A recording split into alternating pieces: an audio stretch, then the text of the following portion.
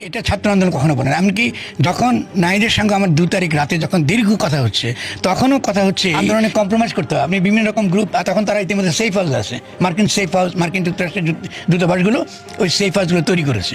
মনে রাখেন, এগুলো সেফ হাউসের তো মজুক ধলাই হয়েছে।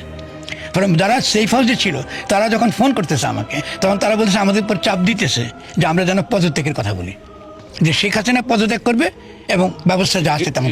শেষ করি রাজা ভাই, এটা খুব ইম্পর্টেন্ট। সেফ হাউসের কথা বললেন, আশিটা শেষ করি, নয়তো বুঝবেন না সেফ হাউসের রোলটা কী ছিল। তাহলে মার্কিন যুক্তরাষ্ট্র কী করেছিল এর আগে মনে আছে আপনার?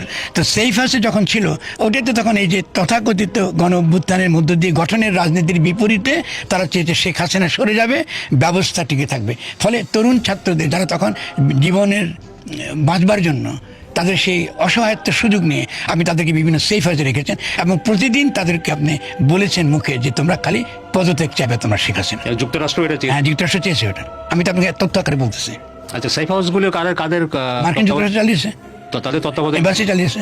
এখন আমি এম্বাসি চালিয়েছে আর বিভিন্ন রকম এম্বাসি। সেখানে কারা কারা ছিল?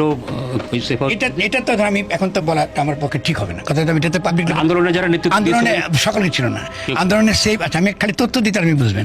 আন্দোলনে নেবার জন্য, সেফ হাউসে নেবার জন্য যখন নাহিদ এই অসুস্থ হয়ে যখন গণস্বাস্থ্যে ছিল, তাকে নেবার জন্য মার্কিন এই এক সেফ হাউসে নেবার জন্য একটা গাড়ি 24 ঘন্টা দাঁড়িয়েছিল। ফলে এই যে অভ্যুত্থানের অন্তরালে এইসব কাজগুলো চলছে তো।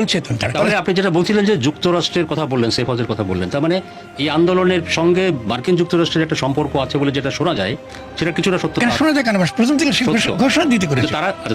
আমি একটু আসি আপনাকে, শোনা যায় কেন বলেন? আপনি যে সাংবাদিক, মার্কিন যুক্তরাষ্ট্র শেখ হাসিনাকে চায় না, এটা প্রথম থেকে, নাথিং রং অ্যাবাউট ইট।